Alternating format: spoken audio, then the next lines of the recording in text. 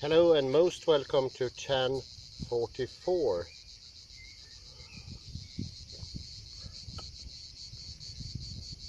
I would today take up the text Heidegger / Derrida Presence. I really like the name. It's written by John Salis in the Journal of Philosophy, volume 81, and the pages are 594 to 601. And it's oddly enough in the Eastern division of the Journal of Philosophy. And the reason for that is, I don't know how many of you who are familiar about an theory that the start of Heidegger was actually from the East. This is going to be a lecture further on. Do remind me about it if I forget it. I will try to look at it after already this lecture. But anyway, let's get into John Salis, because they could shed some light on it.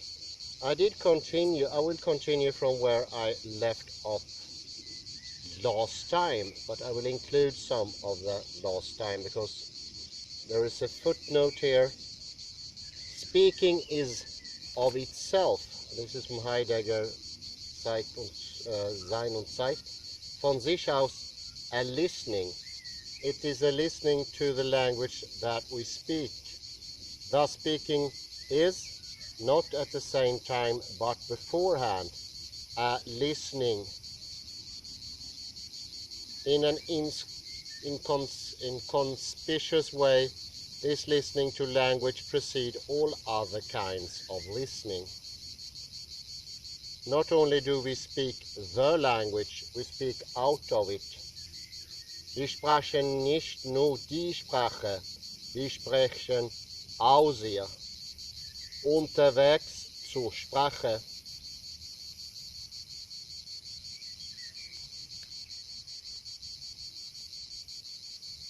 What is put at issue most immediately by the title is not, title is being Presence, Heidegger / Derrida, is not, however, the chain of substitution linking author to text and to meaning, but rather the opposition between the two chains designated by the names of the two authors. Let me focus then on the slash. It functions as a kind of punctuation mark, as one of those non-phonetic elements which appear to distinguish writing, to mark it off from speech. If I were to pronounce the title Heidegger / Derrida aloud, for example, at the event for which this text is to provide a certain preparation, if I were to use this text as a pretext for speech, for purposes that are feigning of speech, which occurs in reading, then it would be necessary to insert the mark in speech by some kind of artifice.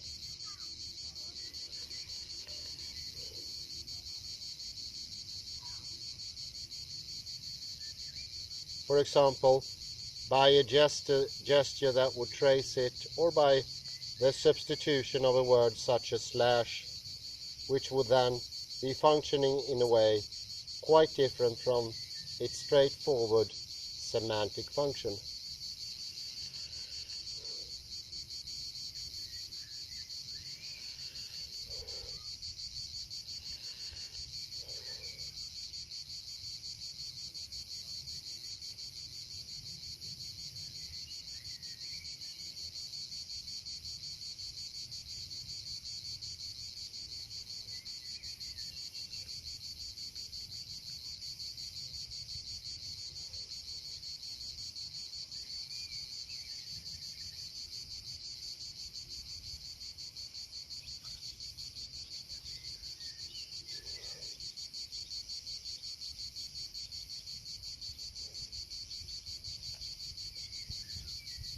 It could be a gesture when I speak, by a gesture that would trace it, or by a substitution of a word such as slash. which would then be functioning in a way quite different from its straightforward semantic function.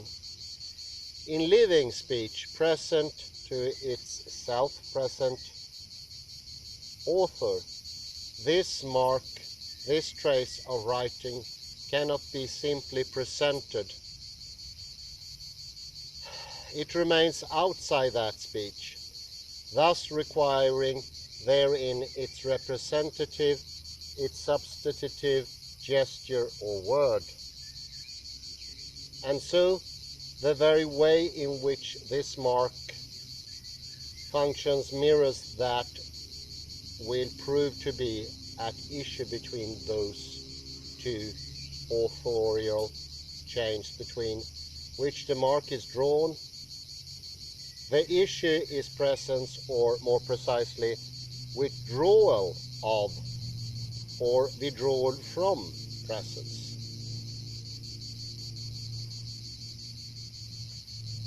Ordinarily, this mark, which I have already begun calling by substitution a slash, translating this artifice back into the written text, ordinarily is taken as a marking some kind of opposition, and yet a primary strategy of Heideggerian and Derridian text is precisely to deconstruct binary opposition.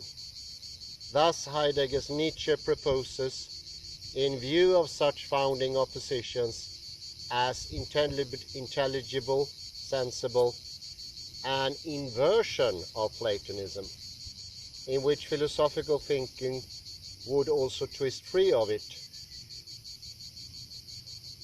What the Derridian text will designate as the two operations of reversal and displacement.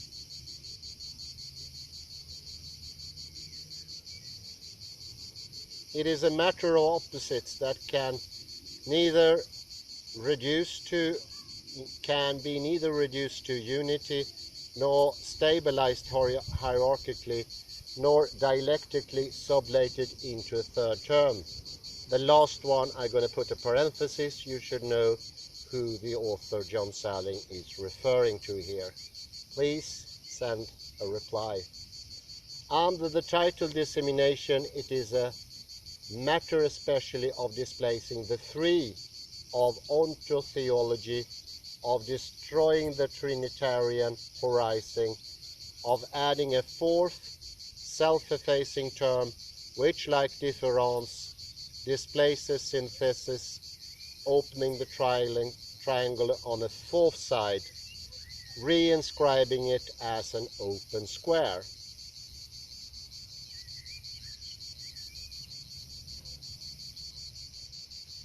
And so, it is here a matter of preparing such an opening from the opposition of the two authorial chains. In this way, preparing for that event to which this text, which I, a third author, John Sallis, have signed in advance, is directed. Or rather, it is a matter of relinquishing this point, this apex, and of beginning to write a fourth text, finding a preface. It goes without saying that here it can be a matter only of a beginning, of merely locating the site for a deconstructive geometry. And that is very important. Deconstructive geometry, because it is a geometry, and get rid of the idea that geometry has a specific subject that will actually block understanding. One point can be to remember the origin of Husserl, who started some of these thinking matters. What was his profession?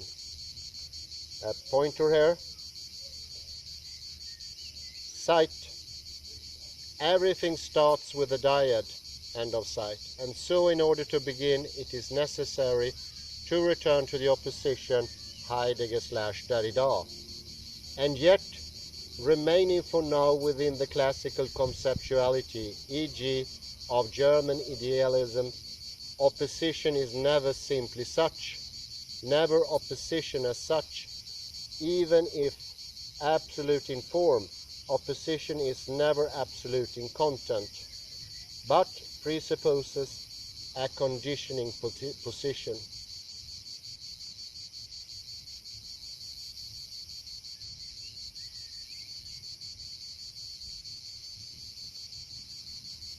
The opposition of opposites presupposes a common position. The slash conjoining before it can separate. It is from that position that one must begin. Let us begin then from the positing of metaphysics as at its end, in its limit. The delimitation of metaphysics in its closure, a positing of it for deconstruction, destruction, or reproducing autographically the necessary bond of the operation with metaphysics, the deconstruction of metaphysics. This positing is governed by a certain exposure of metaphysics, an exposure of positing common to metaphysics throughout its history, and warranting to this degree the phrase metaphysics as such.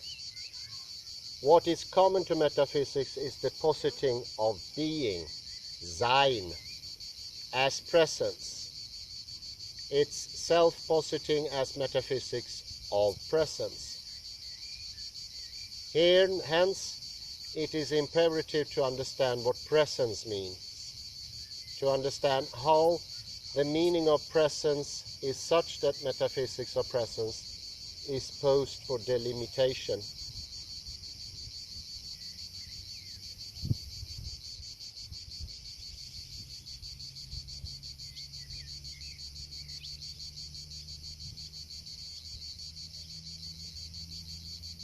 It is with the question of the meaning of presence that one can begin to construct the deconstructive square.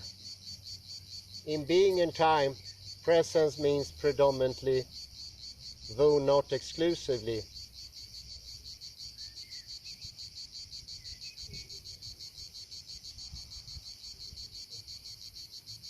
Vorhandenheit, presence at hand, in the usual translation. This is to be understood in its correlation with pure seeing, with knowing, with intuition, anschauung. When something gives itself to one's sheer gaze, when it is simply there for one's looking, displaying itself before and for apprehension, then it has the character of being present at hand. Such a character is to be contrasted with that of things, with which one deals concernfully, when one manipulates things and puts them to use. The contrast between Vorhandenheit and Zuhandenheit, readiness to hand in the usual translation, is well known, and the relevant analysis offered by being and time need not to be repeated or even summarized here. What does, however, need to be stressed is the rigorous order that the phenomenological analysis of being and time establishes with respect to these two moods.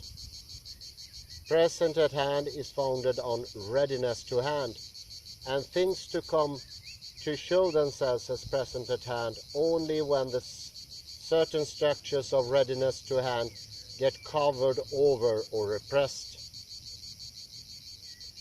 One could say then that in the strict sense everything is ready to hand, or alternatively that there is nothing purely present at hand.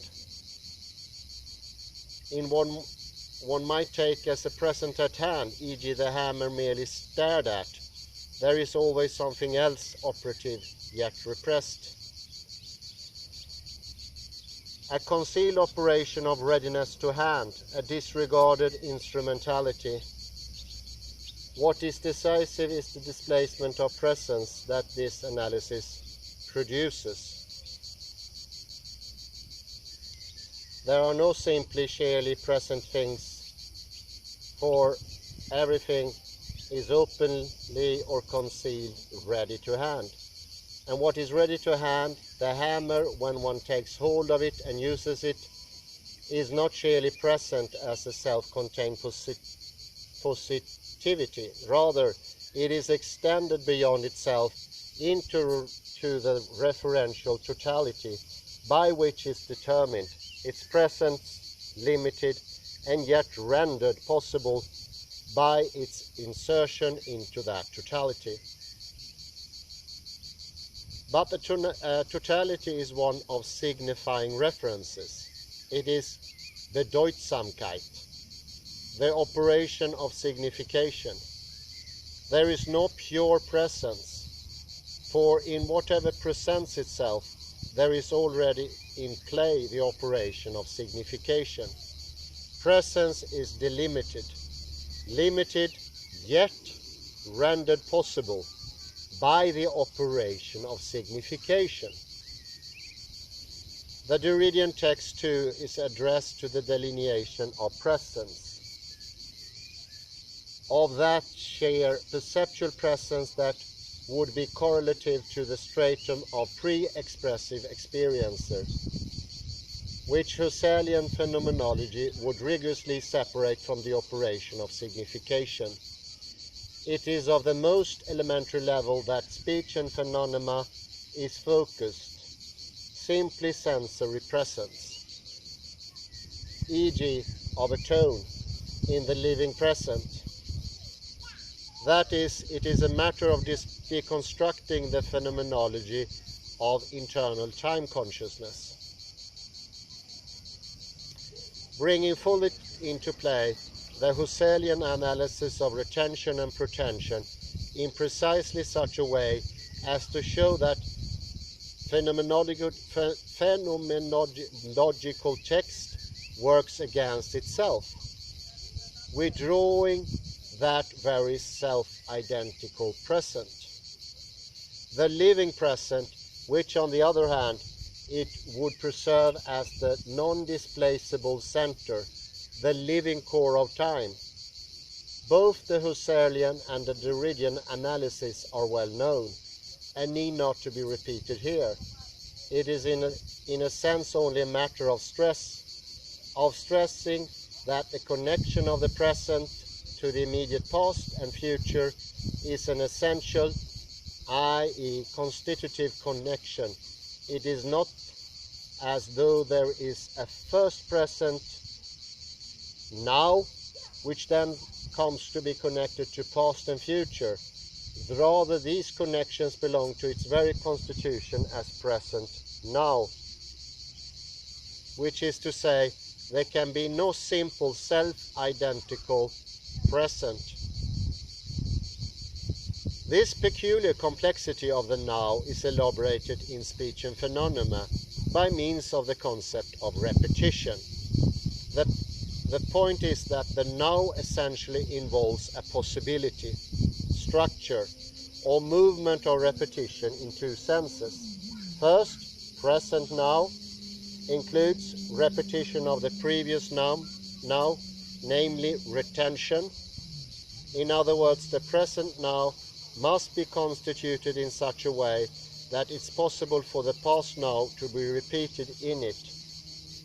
Its constitution must be such as to include such possibility of repetition. Secondly, the present now, the form of presence, is itself ideal and hence infinitely repeatable, its return ad infinitum being inscribed in presence itself. Thus, the present now essentially involves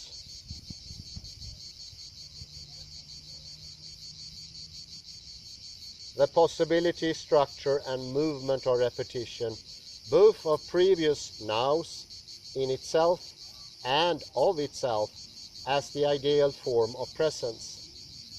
This figure of repetition may be called a trace. It is, as it were, the figure into which the phenomenological figure of closed-off presence gets deconstructed. Such a trace is, quote here, such a trace is, if we can employ this language without immediately contradicting it or crossing it out as we proceed, more primordial than what is phenomenological primordial. End of sight.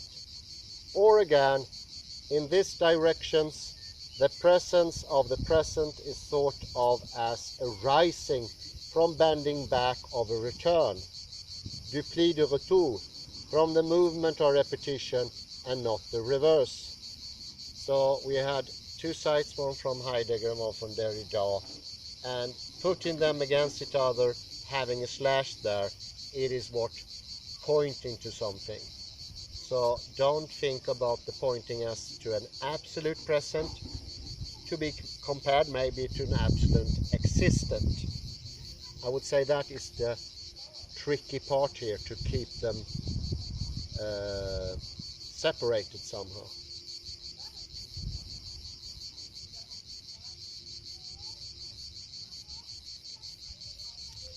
This operation of the trace, this bending back of a return by which the presence of the present is constituted, to employ still under erasure the language of phenomenology, this is also called difference, or it may be called the operation of signification.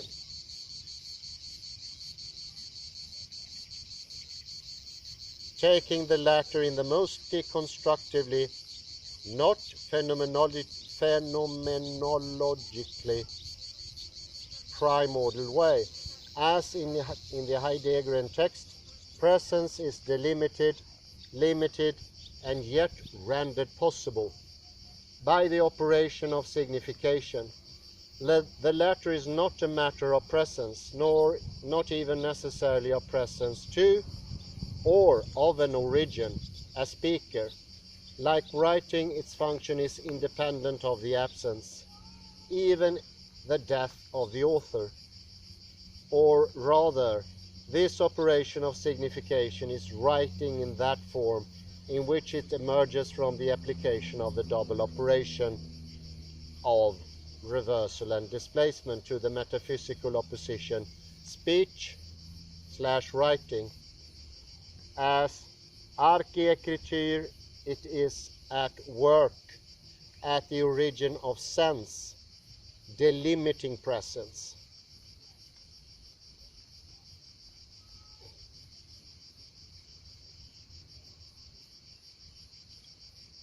So in conclusion, we have three issues.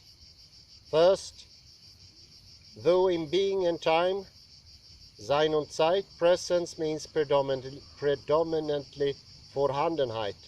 This is not the only meaning of presence in play. In fact, an entire chain of meanings is introduced at the outset, only to be provisionally abandoned in the published portion of the text. But beginning with the 1927 lecture course, The Basic Problems of Phenomenology, and still more openly in later texts, a system of meanings of presence is developed along various, not easily reconcilable directions. And note in the Derridian text,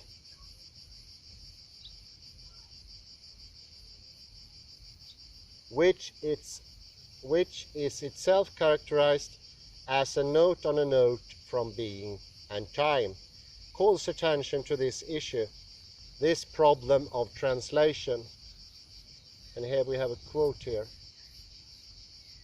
The following pages may be read as timid prolegomena to a problem of translation. But who better than Heidegger has taught us to think what is involved in such a problem? Here the question would be the following: how to transfer into, or rather what transpires when we transfer into the single Latin word presence, the entire differentiated system of Greek and German words, the entire system of translation in which Heideggerian language is Ousia, Parousia, Gegenwärtigkeit, Anwesen, Anwesenheit, Vorhandenheit, etc., is produced. Above all, how to transfer into the single word presence, both to rich and to poor, the history of Heideggerian text, which associates or disjoins these concepts in subtle and regular fashion throughout an itinerary that covers more than 40 years. End of sight.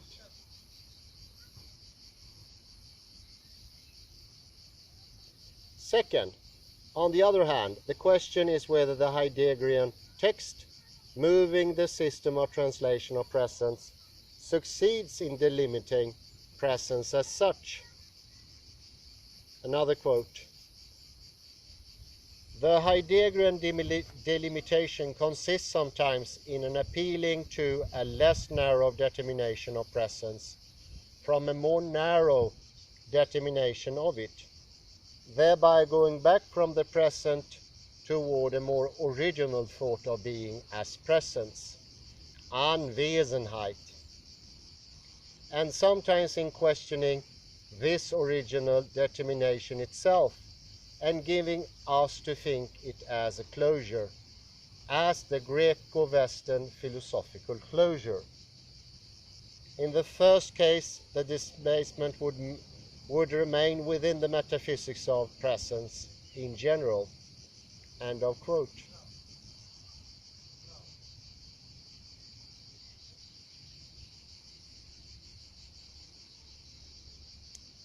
Does this first case really occupy almost the entirety of Heideggerian text?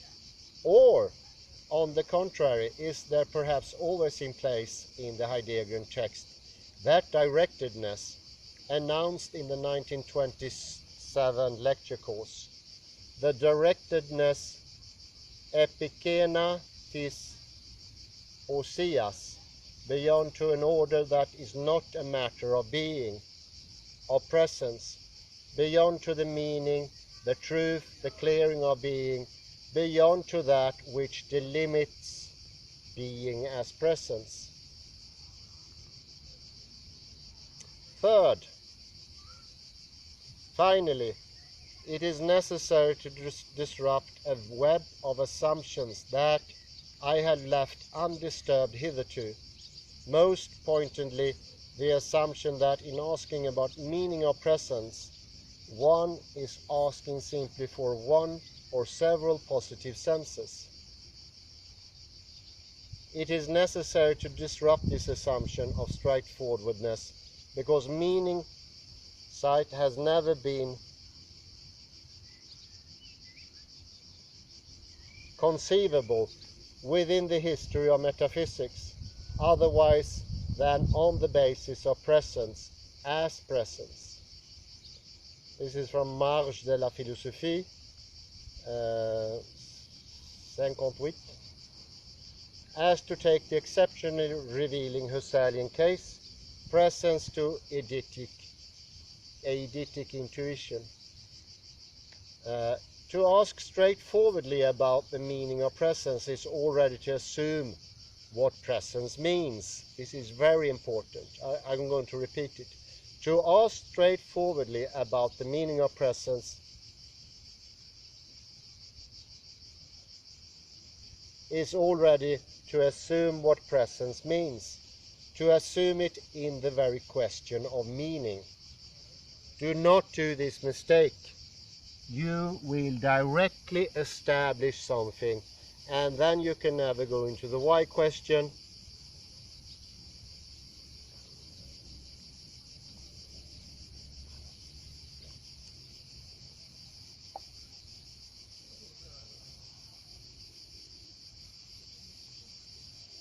But then is not the Heideggerian question itself caught in this web of assumptions, and as a result held firmly within the closure of metaphysics? If the question of being is determined as a question of meanings, as the question of meaning of being, then is it not in the very formulation a question of presence, a question directed toward a recovery of presence? Indeed, this would be so were it not the case that the Heideggerian text from being and time and on engages ceaselessly in the deconstructive reduction and elimination of meaning, its reduction to the Voraufhin des Entwurfs, its referral to the word, i.e. signification, and eventually to aletheia. Meaning as presence is reduced to the meaning of presence, the latter taken not straightforwardly, but as that which delimits presence. The Heideggerian text thus releasing the torsion in the question of meaning of presence, twist it free from metaphysical closure. Absolutely elegant.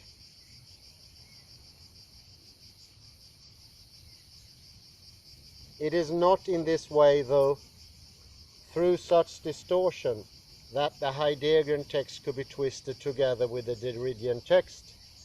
The authorial chains intertwined in a new contortion, which, broaching the delimitation of what one would like to call presence as such, would form the site of the opposition Heidegger/Derrida.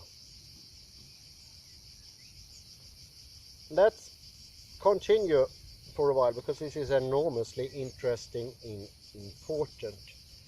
And this has consequences in all that we went through, all the 1,000 lectures. This is the opening up of the closure, the Western closure. So it still is there, still working to the utmost, but it's now open. We have created a fourth corner of the triadic synthesis, thesis, antithesis, and synthesis. This is opened up now. It got a fourth corner. This is geometry. This is why geometry is so absolutely super important. Do not never forget that.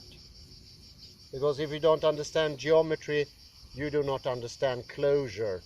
And that the opening of the triad, it's not a metaphorical concept. This is happening literal. And when you understand it is literal, you are going from a philosophical understanding of Heidegger to a true understanding.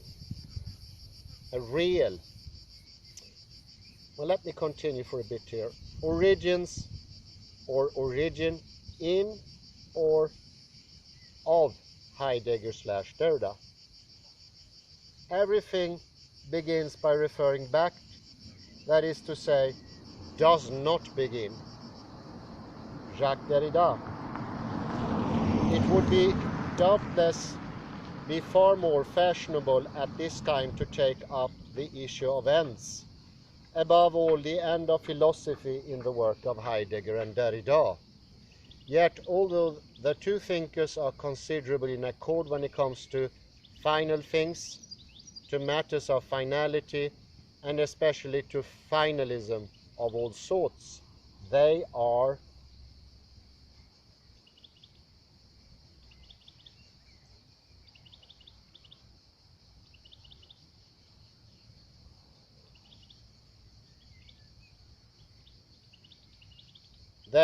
in concert with each other. And I think that is widely interesting, because that shows how this is supposed to be into the functioning of presence itself. I would read a footnote here that was earlier in the text.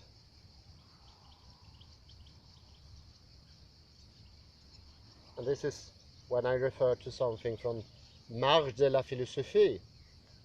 And this is actually from page 33 instead. The issue is raised again near the end of Ossia and Grammaire.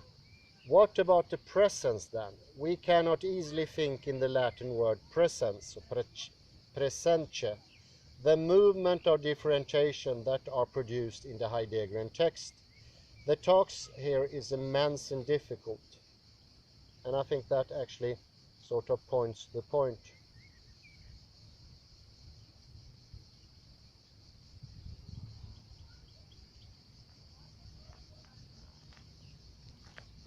Give me a second here.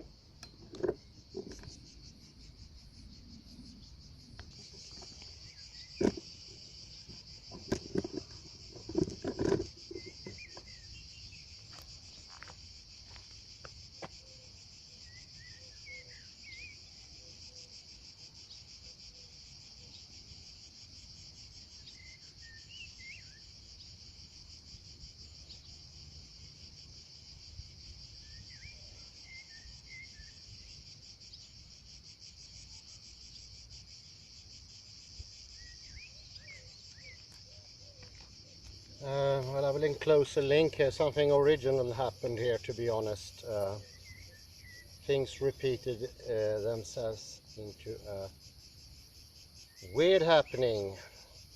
So that would be another text, oddly enough, also a Heidegger / text, but this one by Edward Casey. And I think this is a sign. Please let me know if you think it's a sign. Everything begins by referring back, that is to say, does not begin. Jacques Derrida. This article starts with a quote. It would doubtless be more fashionable at this time to take up the issue of ends, above all the end of philosophy in the work of Heidegger and Derrida. Yet, although the two thinkers are in considerable accord when it comes to final things, the matters of finality and especially finalism of all sorts, they are much more instructively divergent when it is a question of origins. They are quite differently disposed towards problems of origination, in art, in language, and in philosophy itself. So much so that we may conveniently regard them as engaged in a conversation on the very subject of origins. Of such a dialogue, Heidegger has written that basically there are only two possibilities, either to go to the encounter or to go counter to them. Here I shall go to their encounter. It's a salient fact that whereas Heidegger seeks out the origins of entire domains of human activity, say of modern technology in enframing operations of various kinds, Derrida approaches the matter of origins only as it arises in reading particular written text, e.g. Husserl's The Origin of Geometry or Heidegger's own The Origin of the Work of Art. Whereas Heidegger allows for non-textual events to be at the origin, Derrida concerns himself exclusively with already inscribed engenderings.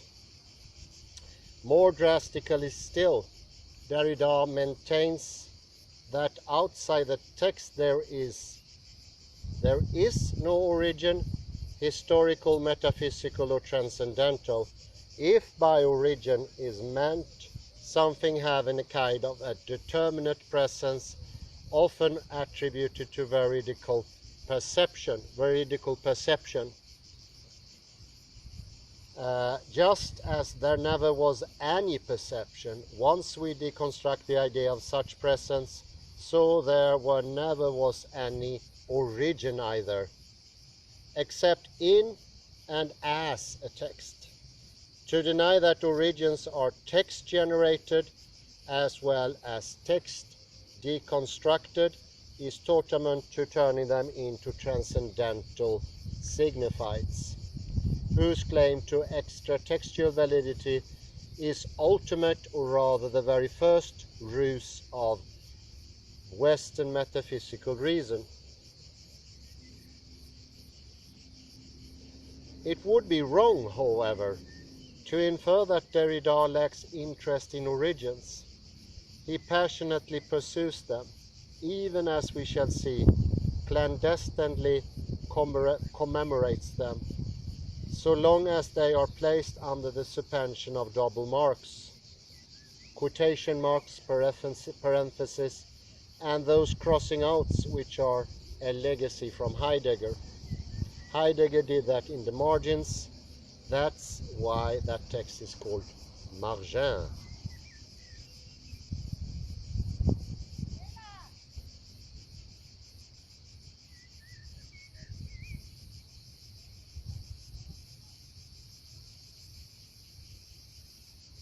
But it would also be a mistake to hold that Heidegger is committed to simple pretextual origins. For him, words are themselves origins, as is witnessed by his prolonged meditations on logos, moira, and aletheia. Further, the very notion of origin is non-simple in Heidegger's view, more an abyss than a ground or a principle. It lands us inevitably in paradox. As a founding leap, Ursprung, an origin is non-continuous, and it may even arise in the form of a streit between elemental factors, for instance between world and earth in a work of art. The strife itself, a manifestation of a primal difference, Unterschied, is generative and not merely divisive.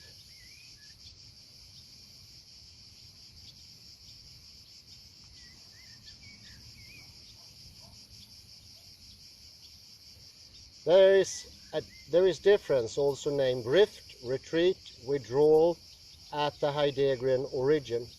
Nevertheless, however intrinsic it may be to the process of origination, difference is not the last word. The Urstrife or the Urstrife between earth and world is said to attain the simplicity of intimacy, and even a state of repose, the two opponents being carried into the source of their unity by virtue of their common ground. End of quote. A strife-born origin is reunified out of the intensity of its own internal conflict. It is this moment of assured reunification which calls out Derrida's sardonic skepticism, for it represents the long shadow of a metaphysic still darkening the thought of someone as attractantly anti-metaphysical as Heidegger himself. Derrida detects the same shadow falling on Heidegger's unexamined phonocentrism, on his all too Platonic notion of fallenness, and on his privileging of authenticity and nearness. But it is Heidegger's allegiance to reunification within the origin which is most distressful and most demanding of deconstruction. The same allegiance is revealed in the continual Heideggerian recourse to words prefixed by ge, which connotes a gathering or a grouping, e.g. geviert, geeignet, gestell, gemüt, Gedächtnis, Geschick. Geschick is especially noteworthy in the present context. It refers to the way that being originates in epochs. Das Geschick des Seins is a destined sending of being from a gathered origin. But what, asked Derrida, if there is no assurance of such an origin, no gathering before, or even as Geschick? No repose, no common ground. What if the origin, rather than being a grouped indivisibility, is always divided from itself, so unredeemably that there is no prospect of reunification except by means of a metaphysical masquerade? What if all begins in difference without hope of unity, or more exactly in difference which in its differing action gathers itself only in dividing itself. What if such a difference at the place of the origin and taking place of the origin is the condition for there being a Geschick, even a Geschick of being itself, a dispensation of being and time, of the present and representation. And second paragraph here, and of representation, the issue of origins comes to a head in dealing with representation, the metaphysical basis of the modern age. According to Heidegger, representation of every sort is a matter of a subject setting before, vorstellen, himself or herself, an object, Gegenstand. I bet you heard that before, and now you see the reason why a miracle put this text into the machine. Conceived as a standing over against this same subject. Representing thus construed is in this turn subsumed under the more general operation of enframing, Gestell, that setting upon which sets upon man, i.e. challenge him forth to reveal the real in the mode of ordering as standing reserve. End of quote. It is altogether characteristics of Derrida to launch a deconstructionist reading of Heidegger by posing a question of translation. Is representatio adequately captured by Vorstellung? Question. This is not merely one problem of translation among others. It raises the problem of translation itself. It raises the latter problem insofar as translation is thought to be a mere matter of representing an identical, unchanging sense in two or more natural languages. Such a view of translation presumes that there is A, such a thing in general as a minimum and shared semantic kernel, B, such a kernel for the word representation in particular. Derrida questions both presumptions. On the one hand, the very notion of a semantic core is only one more instance of transcendental signified, feigning to stand free from the apparent itinerance of signifiers. On the other hand, the multiple meanings of representation in its diverse epistemological, aesthetic, political, etc.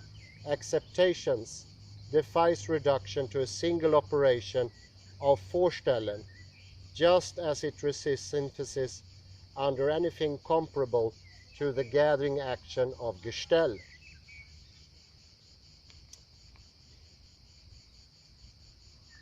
We are left with the irreducibility of the re, such as it is also found in other keywords, e.g. repetition, remarquer, retrait, renvoi, restance, these constituting a veritable re-series comparable in input to Heidegger's G group.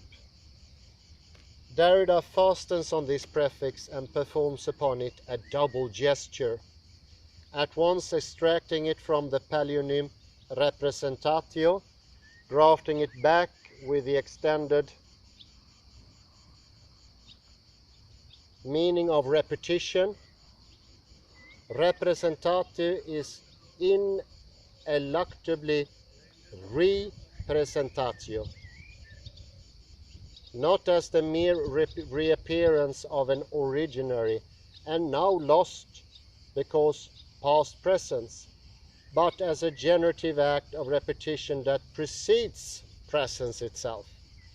In a word, the presence of the presence, which is embodied in representation of all sorts, is derived from repetition and not the reverse. As repetition is the production of difference with the same, and not at all a return to the strictly self-identical, the originary activity of representation as representation is disseminative rather than gathering or unifying.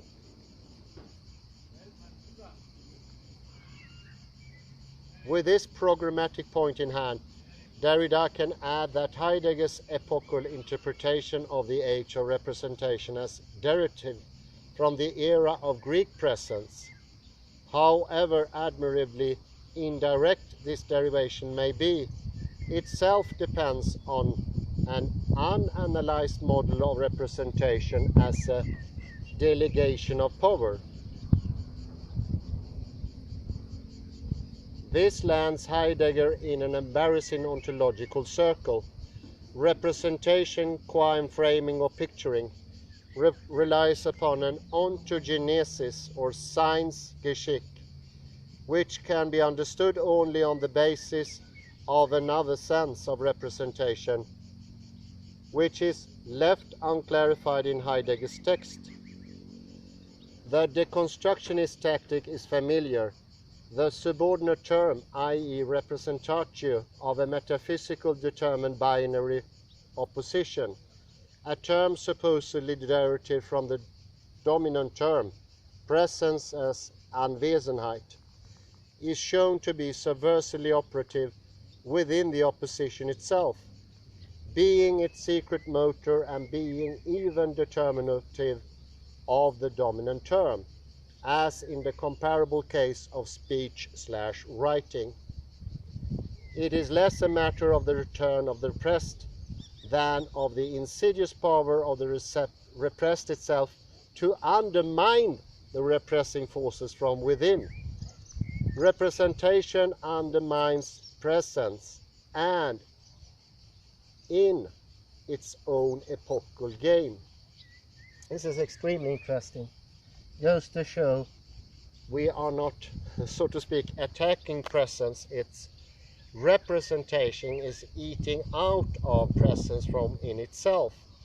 So this is the double take also I mentioned before, how we do not project the one thing and how we do not wait for the presentation to come into action.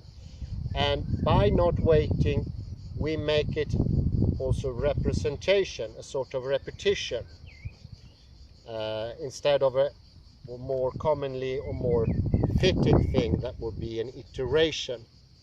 And by making a repetition, we undermine, we sort of bleach out the present time, and the present disappears, bleaks out, it nullifies, to use the expression of Rodolphe Gasquet, and it becomes nothing in the end, eaten from inside.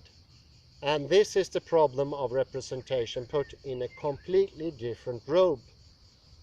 And I would end with a third comparison. You can see this road, you can see where I'm situated. This situates a here, and over there it's a there. And if I pinpoint too much on the here, I will eradicate the there, and it becomes this self-closed thing. This is the closure in Western metaphysics. It's a closure that sort of say eats out of itself, self-cannibalizing, eroding meanings. It doesn't give meanings. What Monasemic people think will give meaning erodes meaning. The language is eaten from within.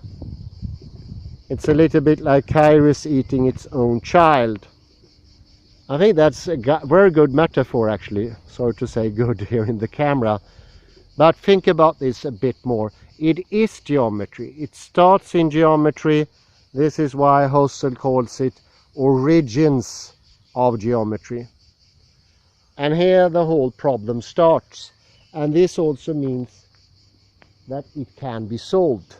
It is not unsolvable in ordinary Western philosophical discourse. It's unsolvable, and it will lead to distress, it will lead to problems, and you can never enter to satisfaction and understanding of presence. You cannot reach presence because you will erode it. And this is very similar to grasping at the objects, not letting them be. First you need to project, that you need to train, because we are not trained in doing this. We are passively adjusted, and we will not change because we don't think there is a gain because of the Western closure. Secondly, we need to wait. We cannot wait because we think that the metaphysical presence, the representation, is all there is. So we quickly grasp for that, and then we will be exactly like the children who's offered a marshmallow, and somebody tells me, if we wait 2 minutes you get another one. But we cannot wait because we are so starved, not having any knowledge, not feeling anything, not understanding anything, not be able to predict, or as you can read in Ian McGilchrist, The Matter of Things, being so absolutely absent in feelings, perception, that not even drugs helps anymore. So we are very far from the bacchanalia of the Romans.